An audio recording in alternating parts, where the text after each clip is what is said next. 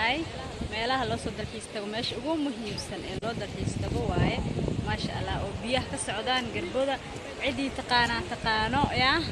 si fiican aad u qurux badan tahay maasha Allah waxaan rabaa inaan u mahad celiyo walkay Cabdiqaadir